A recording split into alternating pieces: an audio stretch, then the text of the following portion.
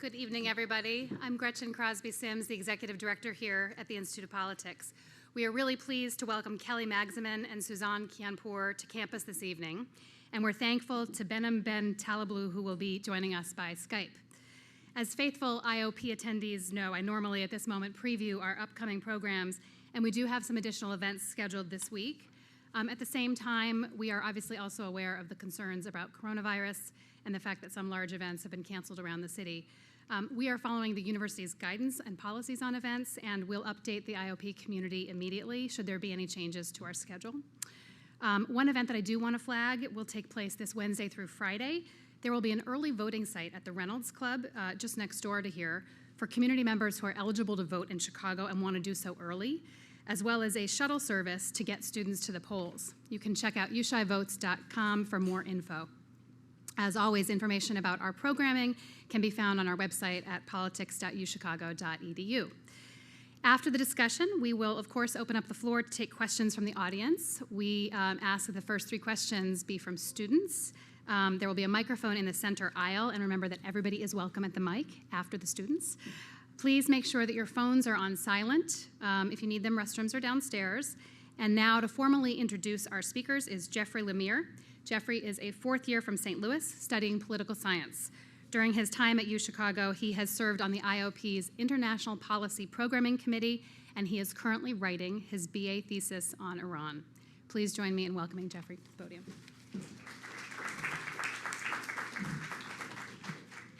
Hello. Our moderator, Suzanne Kianpour, is an Emmy-nominated journalist with over a decade of experience in TV, radio, and digital journalism, working on the front lines of the world's biggest breaking news stories, providing insight and analysis on leading political and foreign policy issues, informed by both a vast network of international contacts and extensive on-the-ground experience at home and abroad. With a specialty and expertise in Iran and the broader Middle East, Ms. Kianpour contributes analysis to Atlantic Council, where she is a non-resident senior fellow, moderates foreign policy panel discussions at think tanks, and teaches public diplomacy at University of California, Los Angeles. Kelly Magsamen is the Vice President for National Security and International Policy at the Center for American Progress. From 2014 to 2017, Ms. Magsamen was the Principal Deputy Assistant Secretary of Defense for Asian and Pacific Security Affairs and performed the duties of Assistant Secretary of Defense. Prior to her tenure at the Pentagon, Ms. Magsamen served on the National Security Council for 2 presidents and 4 national security advisors. As NSC Director for Iran from 2008 to 2011, she was responsible for coordinating U.S. policy on Iran. Joining us by Skype, Behnam Ben Taleblu is a senior fellow at FDD, the Foundation for Defense of Democracies, where he focuses on Iranian security and political issues. Mr. Ben Taleblu previously served as a research fellow and senior analyst at FDD.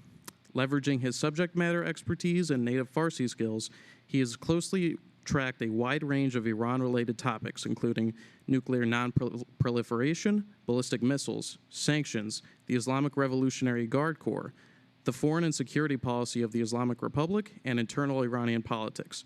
Mr. Ben Taleblu has also testified before the U.S. Congress, and his analysis has been cited in the Wall Street Journal, Reuters, and the Washington Post.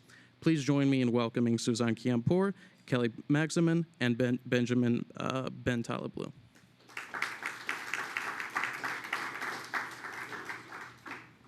Thank you for that introduction, and we're excited to be here. And we have a lot to talk about. Most notably, as we were coming in here, news broke that the Supreme Leader of Iran has canceled the New Year address, Persian New Year address that he gives every year in Mashhad, one of the religious cities in Iran, because of coronavirus. So I want to start with coronavirus, and then we can kind of go into deeper Iran long game issues. But for both of you, Behnam and Kelly, how has Iran's handling of the coronavirus, seemingly making health policy subservient to politics, how has this affected Iran's credibility both at home and abroad? I'll let you start. Sure. Well, first of all, thank you to IOP for having me here. It's great to see everyone out on this nice rainy day. Listen, coronavirus, I think, is testing a number of governments' ability to have trust with their people, not just Iran, but China, and even our own government, I think, right now. I think the level of public trust in governments at this particular moment in time is at a historic low across the world. So add in on top of that a very complex pandemic that all of us are dealing with, I think is testing a number of governments. But I definitely think it's testing the Iranian government right now. Certainly their response has been not so great, as we can see from the high number of cases. Senior members of the Iranian government have contracted the illness, some have died. Now the Supreme Leader is taking this drastic step as well. And listen, I think this comes on the heels of, as well as significant economic pain for the Iranian people. You had the gasoline protests in the spring, of course, in the summer of last year. So this is coming on the heels of a number of different events that are really testing, I think, the Supreme Leader, his ability to marshal public trust. I think it's going to continue. I think this is virus, I'm not a doctor, but you should all follow the CDC. But it looks like it's going to continue for a number of months. And of course, as we look ahead, we're looking in the run-up to the Iranian presidential elections. What is this going to mean for politics inside Iran? I think the jury's out, but it's certainly coming at a very bad time for the Iranian government. Iran is having a terrible year, isn't it, Behnam? Yeah, good to be with you. And just before I begin, I want to thank the IOP for permitting me to do this. I've had a couple of last-minute visits come up, and we planned this out about a week in advance. But in being so flexible, the IOP reminded me of this statement from Iran's Supreme Leader, Ali Khamenei, back in September of 2013, where he likened future nuclear negotiations with America to requiring one to show heroic flexibility. It's an interesting phrase translated from Persian, heroic flexibility. So I want to thank the IOP for showing heroic flexibility and permitting me to do this by a distance from quite far away here on the East Coast. Listen, I want to second what Kelly said. In many ways, what you're seeing now with the coronavirus epidemic in Iran is the transformation of Iran into the regional epicenter of the virus for the Middle East. And through three distinct networks, and they kind of neatly have alliteration: trade, tourism, and terrorism. This includes oil and non-oil trade. This includes material and political support for terrorism, and this, of course, includes religious pilgrimages as well as other kind of tourist activity in Iran, through Iraq and the rest of the Middle East. Iran has been spreading this virus, so it's not just something plaguing the Iranian people, it's something that's increasingly going to be plaguing the regions. Like we see different regional epicenters respond quite differently to the government of the Islamic Republic. Italy is now drastically increasing the scope of its quarantine. South Korea is trying to roll back these numbers. In Iran, you have the exact opposite. You have a lack of transparency, poor public health policy, authoritarian governments exacerbating what is promising and proving, in fact, to be a challenge for democratic and non-democratic Western and non-Western governments to handle. The one key political fact to focus on, I think, is the growing chasm inside the country, which well predated the coronavirus, of the dissonance, the cleavage between the state, the regime and regime elites and beneficiaries, and the street. By street, I don't mean just the middle class here. I mean primarily the urban and rural poor and the blue-collar folks inside Iran who live on the literal and figurative periphery of that country. And the reason I'm mentioning this is because since 2017, we've seen an uptick in protests in Iran. There's been historic flashpoints in the country: 94, 99, 2001, 2009. And then all of a sudden, 2017 to present, you've had protests every single year. Protests that have social and political and economic grievances, economic flashpoints, but are sustained by political grievances. And it's likely that once this virus does kind of finish, or if there's a term limit for this virus, you're likely to see this add fuel to the fire and accentuate that gap between state and society, or state and the street inside. Well, there seemed to be momentum with the protests, but now with coronavirus, there's less of an incentive to be gathering in the streets. But, both of you have been Iran watchers for a long time. What is the behavior? The behavior has been strange, right? What does it really say about the kind of current psyche of the leadership? We've seen videos of. There was a video of the health minister, right, saying that, "Oh, I'm fine," except he's showing visible symptoms? Like, what does this really say about the thinking? Because that's not something that we really get as much insight as we might like to. What does it say about the thinking behind the Iranian leadership, the behavior? You know, in my mind, it tells me that I think the Iranian leadership is first and foremost focused on self-preservation. I think the supreme leader is very interested in ensuring that the Islamic Revolution continues beyond him. He, of course, is staring down his own potential end of life and transition of leadership. I think that that's also animating the politics in the parliamentary elections and some of the disqualification of candidates. I think it's animating some of the behavior in the region, whether or not it's the response to the Soleimani strike or whatnot. I think they are very much in, we've got to preserve the revolution. We have to have a political transition over the next 2 years that allows us to do that. We need to get youth, sort of conservative youth, out on the street and showing up at polling stations. I think that is the primary motivation at this point in time, which is going to have huge ramifications for both their external behavior in the region, but also vis-a-vis the United States on the nuclear file. Mm-hmm. Behnam? Yes, Susanna, I really liked you mentioning the Deputy Health Minister's recent press appearances, particularly he had a one-on-one press interview, and I think he stood behind a different minister during a cabinet meeting. In one of those meetings, he was dabbing sweat consistently off his face. In another meeting, he kept coughing or sneezing, if I'm not mistaken, allegedly exposing the reporter or the person he was in close contact with to this virus. And I think right there you have a microcosm or a nice caption as to how, most unfortunately, the regime has botched this crisis and has added, I think, fuel to the fire between that gap between state and society.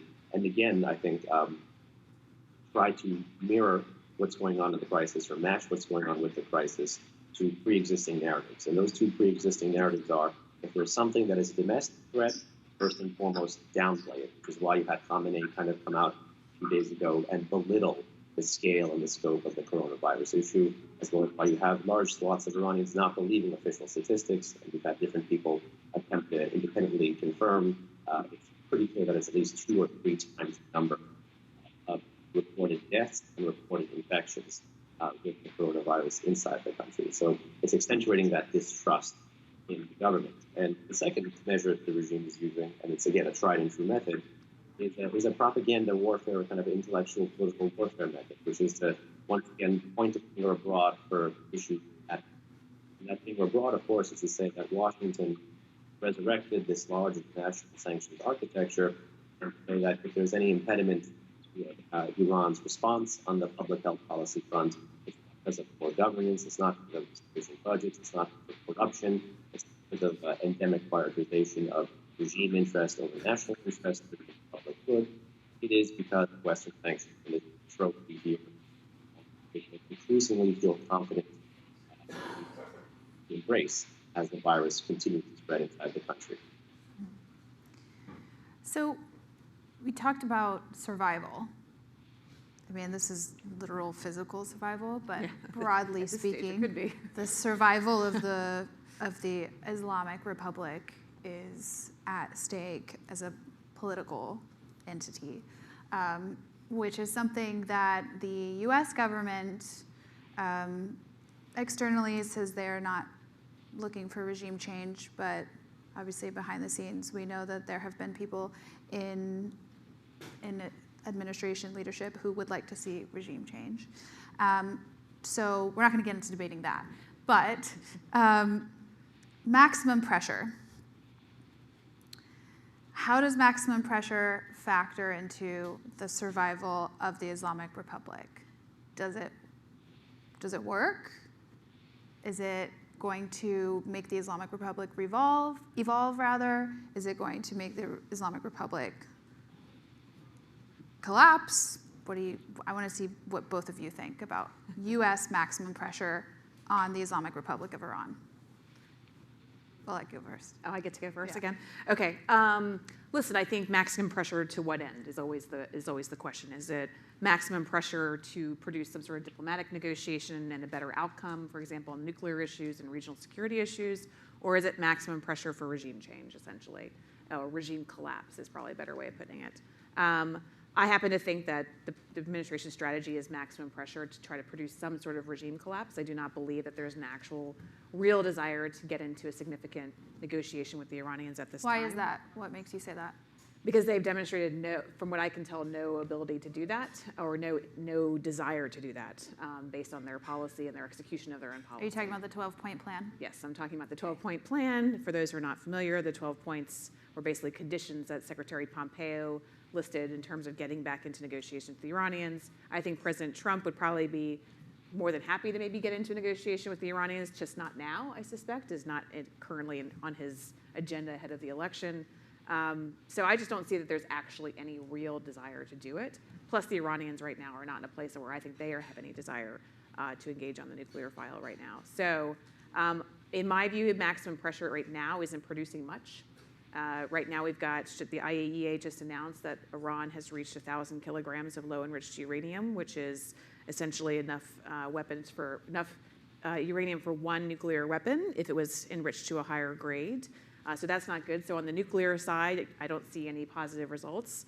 Iran's behavior in the region has gotten worse, not better, in the last 3 years in terms of attacks against our partners and allies in the region, their support for proxies, et cetera. Their risky behavior in the context of blowing up, oil tankers, et cetera. So I'm not seeing maximum pressure producing an outcome at this moment in time. Does maximum pressure put pressure on the regime? Sure, of course it does. I mean, I don't think anyone can argue that sanctions pressure underway right now in the last couple of years hasn't put pressure on the regime. I think it has. But again, the question is to what end and to what outcome? And I just don't see either the Iranians or the Trump administration really in a place where they're actually trying to structure a real negotiation. Behnam? Well, I'll out myself here first. I'm a supporter or proponent of max pressure. I think it is the right policy. It is the right way to go about achieving those 12 points, which if I may respectfully correct, I think Kelly's statement about it being preconditions in the Heritage Foundation speech in mid to late May of 2018, Pompeo framed that not as preconditions to talks, but as what talks should actually cover, meaning the talks should actually hit the 12 points and, in fact, resolve the 12 points or have Iran conform to those 12 points. And if you look at those 12 points, they fall into three buckets. They all deal with Iran's foreign and security policy. One is about hostages and dual nationals that are detained against their will. The other is about Iran's nuclear and missile programs, and the other is about Iran's regional destabilization and long-standing support for terror. Things that have been kind of bipartisan or non-partisan foreign policy issues for Iran, for America about Iran policy, really as long as there's been an Islamic Republic, and that covered most, if not all, of the national views about Iran from 2006 to 2013. Is max pressure working? I think this is a great point. When Kevin brings up the target, what is the end goal, desire, and state of maximum pressure? I actually do believe the commander-in-chief here. I believe the commander-in-chief is because I think sitting here in Washington for multiple issues, be it Afghanistan, Syria, a host of other Middle Eastern security and political issues, we've seen a lot of people, yours truly included, try to make sense of the comings and goings of people in the administration and engaging in criminology, trying to figure out who's up, who's down, what role do you value, what interest set is ascendant, and responsibly what is decent about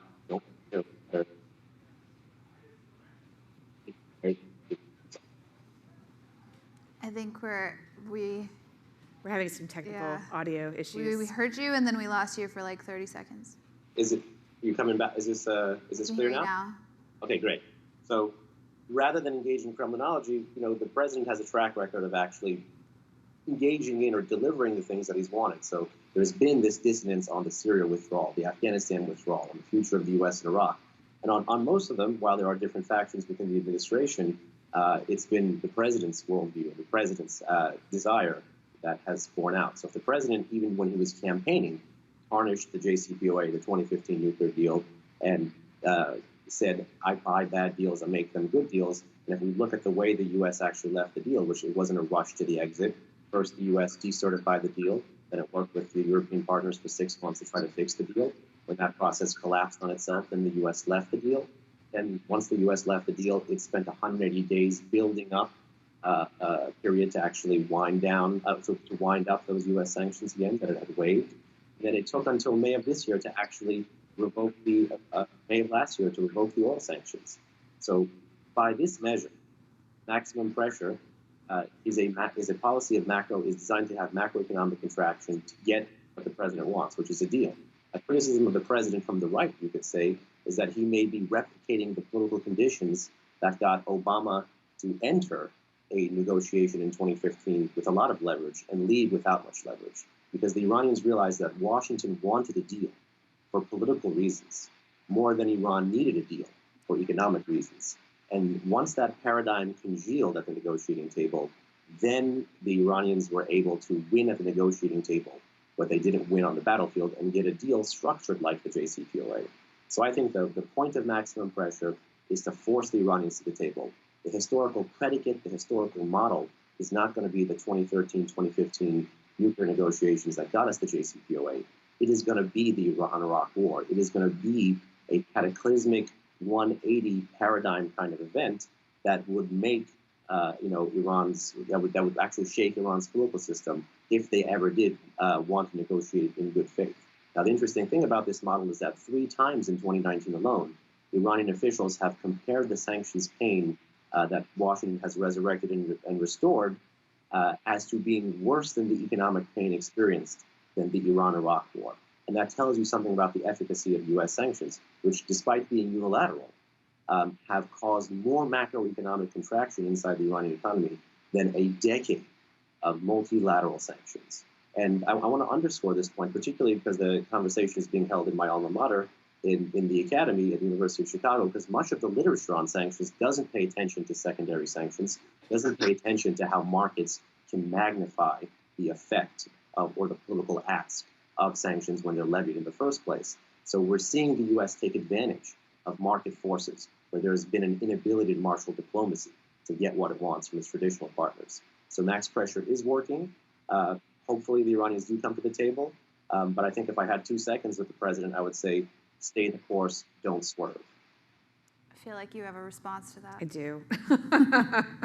As somebody who structured most of the U.S. sanctions against Iran in the late Bush administration, early Obama administration, including the 2010 sanctions at the UN Security Council, I understand the importance of sanctions and the effect that they can achieve when coupled with real diplomacy.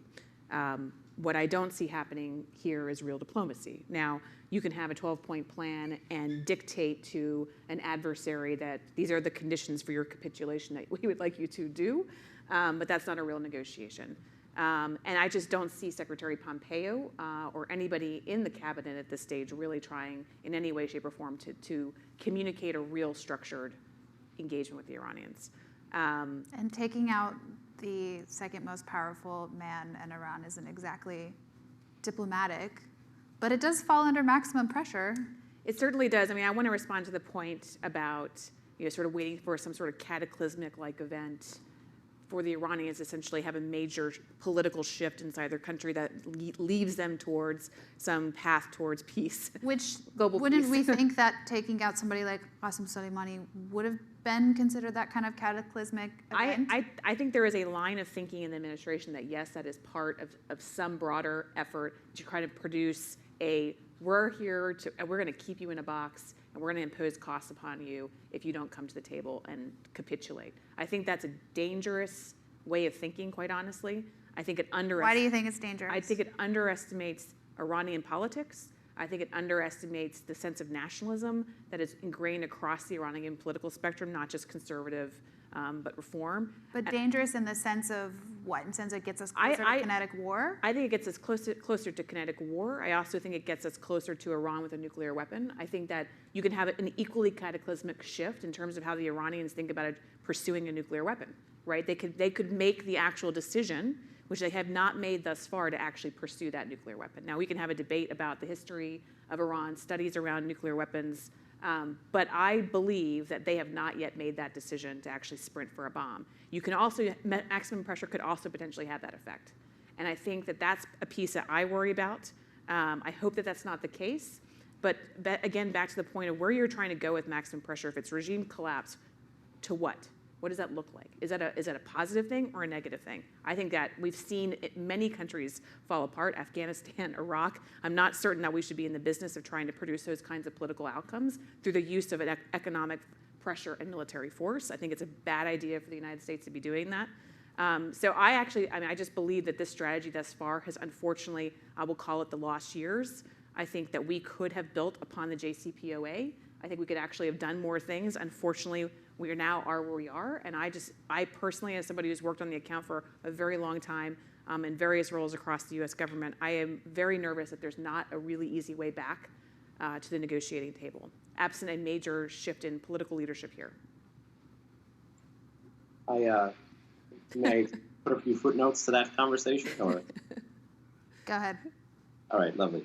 So there's a couple of very interesting points there Kelly raises. And again, those 12 points, at least if we're going to take them at face value or how the administration is framing them, those are end states. Those aren't conditions. So those are what comes when the deal is successfully implemented. Now, how we get to that deal, Kelly is absolutely right, because there is no formal structured diplomatic process in place, or at least one. If there is one, I don't know about it. Most of the open source community in Washington doesn't know about it. But there is one path to get there. And if you are a proponent of maximum pressure, and if you believe in only relenting pressure once the commensurate change in behavior has been accomplished, and rewarding that commensurate change in behavior, something the U.S.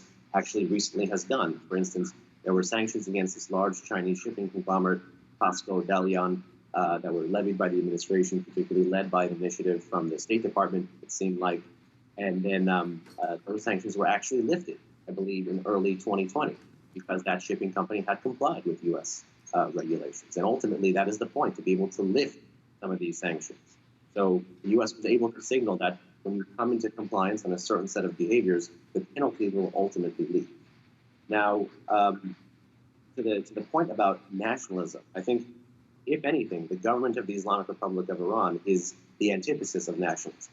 It is by definition an Islamist government. I know that nationalism is latent everywhere. No one wants occupation, but they've done a great job inside Iran of emptying the well of nationalism that existed. Now there are certain Iranians that will almost always. But wasn't Qasem Soleimani kind of? Exactly. Didn't he change that a bit? He gathered. There was almost this sense of a dual Persian nationalism and Islamist government. That strain of thinking does exist in Iran, but we saw that it wasn't sticky. Just days later, with the Ukraine downing, with the accidental downing of the Ukraine airliner, you saw that those protests didn't deliver for the government of the Islamic Republic what they wanted, that the rally around the flag was not sustained. When you look at Iran's institutions, the parliament, it's not called the Iranian parliament, it's called the Islamic Consultative Assembly. It's not the Iranian Revolutionary Guard Corps, it's the Islamic Revolutionary Guard Corps. This is Islamist by design. This is not nationalist in its orientation. So when I say that there's a significant cleavage between the state and the street, it's because the state has a certain set of interests to preserve the regime, to keep it in a revolutionary state. And the society, the street that is now protesting and has mobilized in 2017 to present, has a clearer, in fact, more kind of isolationist view of Iran's security interests, and may not share that view that nationalism needs to be militarist and it has to have an Iran that goes abroad to conquer.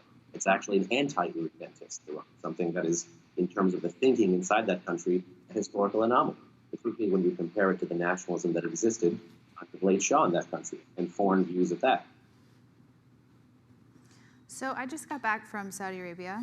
It was my first trip after 5 years, and I was very surprised to see just how much socially things had changed. I went to a concert of Iranian exiled pop stars, and I wasn't wearing any hijab, and I wore a red dress, and we were dancing, and there were men there. That's unheard of. We were in Saudi Arabia, and obviously we know MBS is ruling kind of with an iron fist. I mean, while I was there, he arrested several members of the royal family, and it sounds like there have been more since. But nevertheless, the young people that I spoke to loved him because of the social reforms. So, I mean, this is Iran's regional rival, right? I'm curious what you guys both think in terms of how Saudi's evolution on this front might affect Iran. Do you think it could have an effect on Iran? And subsequently, where would the U.S. fall into that? Because obviously the U.S. and Saudi Arabia have a very close relationship. Yeah, I'm not certain that there is necessarily a direct effect. I think the Iranians, especially young Iranians, like young Saudis, are more connected to the world than they ever used to be. I think they see different cultures and freedoms in various parts of the region, including places like Lebanon and elsewhere. So I'm not exactly sure that a reforming Saudi Arabia is going to have a necessarily reforming effect on Iran. But I mean, there's been protests and there's this kind of like knock-on effect. Well, look what's happening over there. Why can't we have this? I mean, I remember, in 2009 during the Green Revolution in Iran, I remember the Saudis being very nervous about actually what was happening inside Iran, potentially impacting Saudi Arabia. So I think that kind of could potentially work in both directions. Listen, I think at the end of the day, taking it out of the cultural context, I do think that the regional security dilemmas that we all face right now in the Middle East are not going to be resolved absent some sort of regional security discussion, engagement, negotiation, what have you, between Saudi Arabia and Iran. I think that in some way we have to break the fever between these two countries, whether it's over missile silos or missile defense or U.S. footprint in the region. I think all of this is wrapped up into broader security dilemmas for both Saudi Arabia and Iran. So I do think if we ever able to get back to some sort of negotiation with Iran, I do think that there's going to have to be some dimension of a Saudi-Iran regional discussion around these issues. And I think it's going to be really hard to do that. Maybe it'll happen through a third party. The Iranis have always been good at trying to wedge their way in here. Although the Sultan has since passed. I know. So we'll see about Oman. But certainly I think this fever between Saudi Arabia and Iran is something that's going to animate this crisis for the next 10 years if we don't go at it directly. So speaking of negotiation, did you have something to add? Yeah, actually, because I heard that you actually had gone, because you told me you were going to Saudi, but I actually heard through the grapevine that it was for the concert, which actually I was quite jealous about because at least two of the singers I'm quite big fans of. It was fun, not gonna lie. But I think that the point that it makes is about trend lines in authoritarian regimes in the Middle East, particularly some that have an anti-Western or some that have a pro-Western direction. Now, looking at the concert, at least to me as an Iranian American, because the concert was held in these, I think these newly declared World Heritage sites at Al Ula in northeastern South near Medina. Medina, okay. Close to the Red Sea. So it was in northwestern Saudi. Yeah. It was these ruins. Actually, I think there were Nabatean ruins in the city of Al Ula. For a while, the Saudis hadn't had a tourist visa. That's a new phenomenon for the country. The music, the actual performance that had post and pre-revolutionary singers in Al Ula just reminded me of an Iranian American as something that you actually don't get to have in Iran. Why can't? And I think this is something that might get to your point as to would this have any kind of spillover effect inside the country? Perhaps not now with coronavirus, but it may be just another vector of pressure for that state versus society split, which is why can't Iranians sing in their own language, in their own home country, in front of their own World Heritage sites? And why is it that this country, which has strategic competition with Iran, is able to host these singers amid the sectarian split, amid the ethnic split, and amid the structural split, which is status quo and anti-status quo actors? So it's a useful cultural tool to think about here. And I think Washington actually missed an opportunity to not point at this. This, too, could be part of the maximum pressure campaign. I think you mentioned, Suzanne, or Kelly may have mentioned, killing Soleimani was part of maximum pressure. Unfortunately, I don't see it that way. The U.S. seems to have one very large tool in the maximum pressure campaign, and that's primarily economic sanctions. There seem to be some ancillary political things and military things, but it's primarily economic. I think to make max pressure successful, there needs to be a follow-on to that deals with the Iranian people, some kind of a maximum care component, as well as better messaging on all these fronts, and good political messaging on opportunities like this, because there was a missed opportunity. This is something that is happening in the north rival of Iran, and now it's happening inside Iran. Many young Iranians will want to ask for that. So Iran just had its own elections, and obviously we have our elections in November. Really? Do we? I haven't noticed. Breaking news. Can you tell us a bit about what the recent elections kind of mean for the state of play now? Because it was like the lowest turnout in quite some time, right? Lowest voter turnout. But also, what would another Trump presidency mean for Iran? Or what would a Biden or Bernie Sanders presidency mean for Iran? I'll let you go first. I'll let Ben answer the Iran parliamentary question. Listen, I think the Iran parliamentary elections were really important for the regime because they really wanted to show youth voter turnout that did not materialize. So I think that's a bad sign for the Iranian leadership. I can't speak for the Trump administration and what it would look like in terms of another Trump term on Iran. I actually think it could go one of two directions, really. I think it could either be you see a Trump-like effort, very much similar to the North Korea diplomacy with Kim Jong-un.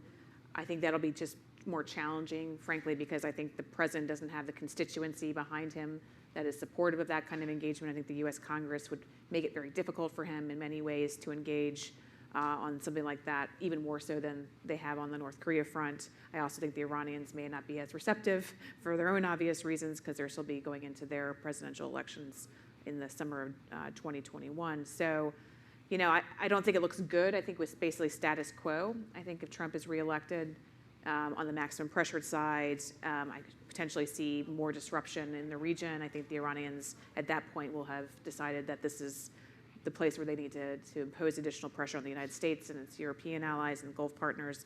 So actually, you could potentially see a very much more aggressive Iran. If it's a Democratic president, whether it's Biden or Bernie, I do think that they've already made statements, both of them, as candidates saying they want to re-enter the JCPOA, which I think is a given in either case. That said, I do think that there will be thought put towards how would we do that, under what conditions. I think a lot of that is going to depend on where the Iranian nuclear program is, what additional steps the Iranians have taken between now and January of 2021. So we'll see on that front. That'll be a big part of it. But the other piece, I think, will be how do we leverage our return into the JCPOA to try to get some of the things we care about on the agenda beyond just the nuclear issue. And so that would include ballistic regional missiles, activities. Yeah, regional security issues, i.e. Iran support for regional proxies, but also ballistic missile issues, which I think will be the two big pieces. And, of course, extension of the nuclear commitments underneath the JCPOA as well. There is a actual natural point on the diplomatic calendar that a new administration could use to great effect, which is in October of 2023, when the JCPOA, or whatever is going to be left of it by then, is supposed to essentially be fully finished or potentially extended or whatnot. So that's a negotiating point I think that the United States would have. Now, how a new U.S. president structures an engagement around that is one thing. Whether the Iranians are even going to want to do that is a different question. The political realities in Washington will make a big difference, whether or not the U.S. Congress, if it's a Democratic president, you still have a Republican Senate, it's going to be very hard for them to engage. If it's a Democratic Senate, then it might be a different story. So there's so many different variables. But I certainly think the bottom line is if it's a Democrat who wins the White House, you're going to see a much bigger push towards diplomacy. It will be variations on the theme of JCPOA plus, I think. And if it's Trump, I think we're in for a wild ride in either direction, as usual. Yeah. My personal opinion. Go ahead. So I have some views on the U.S. side, and I'll back into the Iranian parliamentary one. But my views on the Iranian parliamentary one are actually a bit more contained because there is a very clear historical parallel with 2004, 5, and 6 in Iran. And I think that's going to be what's happening inside the country now in slow motion. It'll be 2020 and 2021. But on the U.S. domestic politics side, this is a fear I broadly have. Looking at the Persian language media world for more than a decade now, it's slow, it's steady, it's not a full embrace, but there has been a change in the way Iranian outlets and Iranian individuals and Iranian officials talk about American domestic politics. It's not cataclysmic, but it's a change. Whereas before, every single thing is a broad stroke of, Zionist conspiracy, Western conspiracy, American imperialism, and Does whatnot. that mean they pay closer attention to it, you mean? Because American domestic politics are on more public display than ever before, particularly since 2016, my big fear, not just with Iran, but many other countries, is that America's authoritarian adversaries may be able to exploit through a more adept reading of our domestic fault lines, which again are so public. And again, for some adversaries which have been watching this space, they have developed something, but not much, but something of a capability to look at these factors. They could play on these domestic constituencies to either amplify voices in the run-up to an election through hacking, or to have certain preferred outcomes. And I think for Americans, regardless of wherever you stand on these issues, being American first means that you don't want these countries interfering in our electoral process. And we're in this perverse world now where you have, at least, I'll give two examples. Russia, which knows now that there is a certain flank of American society that you can call the alt-right, which has a disposition at home that we call the alt-right, but correlates to a dovish foreign policy towards Russia abroad. Conversely, you have the Islamic Republic of Iran, which increasingly understands there's a group in America, progressives. And a progressive domestic disposition seems to necessarily correlate with a more dovish foreign policy towards Iran abroad. And as we kind of enter this world where our domestic politics are more and more public and they don't stop at water's edge, these are the types of actors, Russia and Iran, that will stand to capitalize on these fault lines and on these cleavages. And I think it'll be to the detriment of our country, not just to one party or another party. Trump 2020 versus a change in 2020. Trump 2020, I actually agree with Kelly, it could be two distinct possibilities. The first, of course, is if we look again why I think the president's vote matters more than the Secretary of State or Treasury Secretary or any other official on the NSC, is because every time there actually are tough sanctions, the president is talking about how much he wants to meet with Rouhani. Wouldn't it be great to meet with Rouhani? Isn't Rouhani good? You see this kind of content on his Twitter feed. And this can, in fact, work to his disadvantage. If the Iranians actually do emulate the Turkish model or the North Korean model, or they pick up the phone, my fear as someone who actually believes in the 12 points is what if the Iranians say, well, points 1 to 3, I'll give you now. Points 4, 5, 6, we can have a structured negotiation in 5 years. 7, 8, 9, let me ask Khamenei about, I'll get back to you in about 6 months. And the rest we can do a follow-on deal. How's that? To me, there is no evidence of a game plan to address if the Iranians actually do choose to say yes. Because for me, if the pressure is sustained or escalated, and we don't have a low probability, high impact kinetic conflict with Iran, then it's a matter of when, not if the Iranians come to the table. And that's when the proper red teaming has to be done to figure out, well, what will Iran budge on? What's our fail-safe option? And the rest. So option one is if the Iranians do engage, they may be able to beat Washington again at the negotiating table. And option two, of course, is that you do get some kind of a larger, broader settlement where it's about the survival of the regime if you have continued or growing macroeconomic contraction. On the Democratic side, it wouldn't be a mistake. And I noticed, Kelly, I think you may have respectfully changed tax here because you called these years, the years the U.S. left the JCPOA, as lost year. But as someone who, like me, still believes in a broader diplomatic agreement with Iran, even if I was, going to come in 2020, whether you're on the Biden team or the Bernie team, or if there's any other candidate on the Democratic side that comes up, you would want to capitalize on the Trump withdrawal. You would want to capitalize on the macroeconomic contraction. Because 3 weeks before the U.S. presidential election in November 2020 is the deadline in October of 2020, which is when the UN arms embargo, which for previous UN Security Council resolutions was permanent, actually lapses. And what that will permit is actors, again, like Russia and China, countries that we have great power competition with in multiple theaters around the world, to be able to sell Iran any non-nuclear conventional piece of hardware as defined in the UN Convention Register of Arms.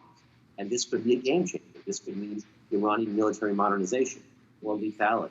What Mattis wanted to do for the U.S. Army is exactly what the Iranians have in mind for their asymmetric military capabilities. Grow the accuracy, grow the range of certain systems, develop a full spectrum of unmanned aerial threats, to be able to enhance the current asymmetric posture they have in the region through key weapon systems that would give them a game changer, especially if they chose to proliferate in a theater like Syria or Yemen, where the U.S. seems to have defined less interest in those theaters.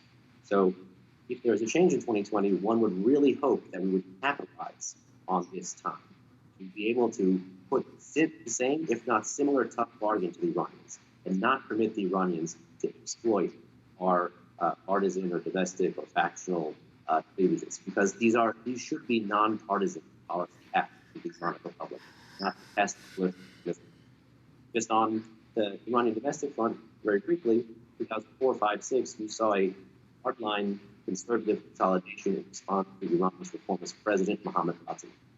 Since 1989, which is when Ayatollah Khamenei became Iran's supreme leader, you have had Iranian presidents have a falling out with the supreme leader in a second term. Rouhani has not had that. Iran's President Rouhani has not had that, but he is a lame duck in the second term, which means that first you have a hardline parliament, and then in 2021 you'll have a hardline presidency. As Khamenei enters the 8th decade of his life and the 3rd decade of his career, should he go at some critical juncture, you have more uber hardliners in the helm of national security positions more than ever before. This could prevent the kind of flexibility at the negotiating table, if there are any negotiations with America, and to keep Iran on that revolutionary path that Kelly talked on TV, on the public as a legacy. So Iran's parliamentary elections, stepping stone for hardline consolidation. From 2020, one of two options. Of course, the Democratic candidates should capitalize on the regardless. You get a bigger, broader, better.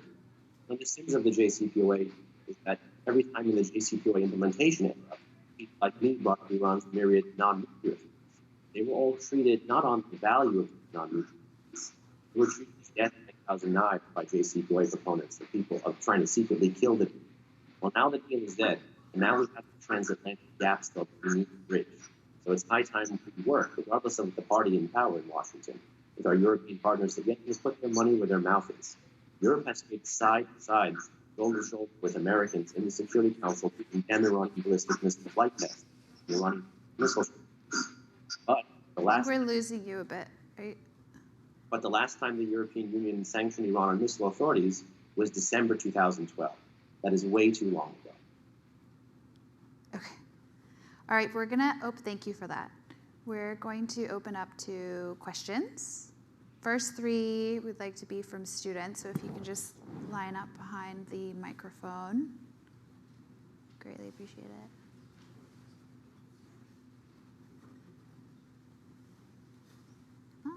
I know you have questions.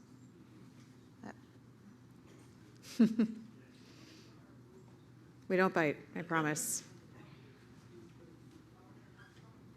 Well, maybe Ben does. Friendly hawk. All right. Hi, my name is Devin. I'm a second year at the college. Sorry, I'm coming from another IOP event, so I missed the first part. My apologies. How do you think that the coronavirus will affect domestic Iranian politics going forward, and what long-term changes may result from it, and then how would that affect immediate short-term relations with the U.S.? Great question. Do you want to get a couple, or do you want to start? I think we'll get a few. Hi, my name is Shelby, and I'm a fourth year in the college. I would just love to hear your guys' thoughts on Iran's relationship with Israel and how the President Trump's administration's relationship with Israel may or may not affect it long-term at all. That's a good question. Okay, next one. Can the Islamist regime survive without pursuing an Islamist foreign adventurism? And suppose Iran agreed to give up the right to enrich uranium, give up ballistic missiles, give up foreign adventures in return for ending sanctions completely. One could see one scenario where that would actually benefit the authoritarian regime, enable it to strengthen, or it might discredit it. What do you think on that? Thank you. That's a good question. So why don't I start? On coronavirus, we did discuss it just a little bit before you arrived. I sort of think my basic view on this is all of us are grappling with coronavirus, both democratic free governments, authoritarian governments, et cetera. So far, no governments seem to be getting it totally correct. I think this is a pandemic unlike we've seen before. That said, I think the Iranians are handling it pretty badly. Lack of transparency, misinformation, lack of real effective public health measures inside the country. Now, how it affects Iranian politics, I think remains to be seen. It's very clear that many Iranians, I don't pretend to speak for the Iranian people, but I imagine many Iranians already severely distrust the government, don't actually think it can effectively deliver services, et cetera. I think you saw that play out during the protests over the last year and many protests years before that. So, how much it's going to have a long-term impact, it's unclear. I think we're all sort of watching this in real time. On the Israel question, it's a very good question. Israel is very central to, has always been very central to America's strategy vis-a-vis Iran, for good reason. The defense of our ally, Israel, is very important for U.S. national security interests. Of course, we have a strong, historical and cultural relationship with Israel as well. And certainly when I was in the White House, we worked very closely with the Israelis on all aspects of our strategy with respect to the region, but also with respect to Iran specifically. Now, how the Israelis and the Iranians work out their own issues, I think, is an interesting question. I think the Israelis, of course, will never fully trust the Iranian government as it currently is constructed to not try to pursue a nuclear weapon, and therefore, they push both the Iranians, the international community, and the United States to try to ensure that that does not happen, for example. I happen to think in the Obama administration, we actually had some pretty good strategic conversations with the Israelis about Iran, about what the objective of Obama's policy was, which was in terms of really focusing on the nuclear issue, because that was the most clear and present danger to Israel's security in the near and medium term. And therefore, we executed a policy that was prioritized around the nuclear issue. Now, lots of critics complain, for good reasons, say you should have had regional security as part of that, or ballistic missiles, but that was what the President of the United States felt was the most immediate threat, both to the United States, but also to our allies in the region. On the Islamism question, whether or not the Iranian regime can survive without it or without trying to export it, I actually don't know. It's a very good question. I think the Iranian government was founded on the idea of exporting a revolutionary theory, and so whether or not if they stopped doing that, for example, supporting Hezbollah, supporting other Iranian-backed Shia groups around the region, would they survive? I don't know. It was built on conflict. Yeah. So it's a very good question and I think that is part why they can't stop doing what they're doing. I think it's part of how they see the legitimacy of their own revolution. So that's a very good question that I don't know the answer to, but maybe Benjamin has a better response to that. Well, that was a good broad brush. If I could just put a few very brief, and I promise I'll keep it brief this time. I want to be, I think, like Tybalt or Mercutio in Romeo and Juliet, where he says, "I shall be brief," and then it's a 7-page monologue. So I want to put that here. Just a few brief footnotes on the Iran Islamism, and if there actually is a deal. I think the gentleman was asking that addresses the 12 points. Could this actually empower the government at home? And this is actually a fear of mine. Again, both as an Iranian American, but also someone who's put this idea out there. There really should be 13 points, not 12. So this is a critique of points to make it a bit tougher. And the reason is the Trump administration has gone out of its way to draw a sharp contrast to its responses to the Iranian protests. Compare that to the Obama 2009 protests, the Green Movement. It would be an absolute shame if ultimately there is some kind of deal. And you think you mentioned, sir, the skull cracking, the richer, stronger authoritarians now Iran, now offsetting the foreign threat, can turn at home and make that society, make that state more harder, coarser, homogeneous into that revolution. And I think that would be a strategic mistake. So the need to somehow thread the needle on human rights, on free elections, on representative government, is a century-long quest, should be incorporated to this discussion. Something we put forward at FD memo that is You can't. It's your choppy. You're coming in. Is this better? I think when you move, it makes it a little worse. I promise. I know I have a hands thing too. I promise I won't try to fly too many planes anymore. Yeah. But it's a habit of talking with my hands. But something we put forward is a way to make that 13th point an actual ask, which is, you saw in the parliamentary elections, is to not have the Guardian Council engage in this vetting process, to somehow bring in that century-long quest for representative government into the discussion of Iran policy. And that's because when you see Iranians protesting on the street, their North Star is not the European model. They ultimately are doing this with American policymakers in mind. They know that it's America that still is trying to marry strategy and values in the Middle East. It's had a very tough time doing it, but I think Iran is one of those places where you can actually afford to bring those together. So it would be a shame for what that gentleman mentioned to happen. Thank you. Do we have more questions? Can I just say one thing, just to wrap sort of this thought?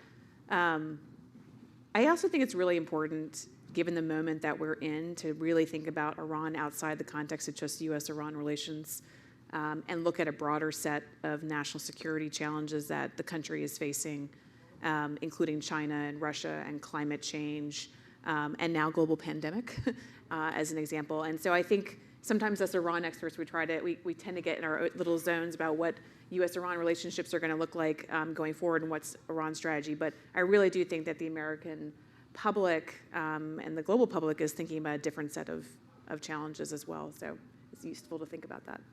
Okay. Well, I want to thank both of you for your thoughts, for your time, and for all of you for coming. And I hope you learned something today. And thank you very much. Thank you.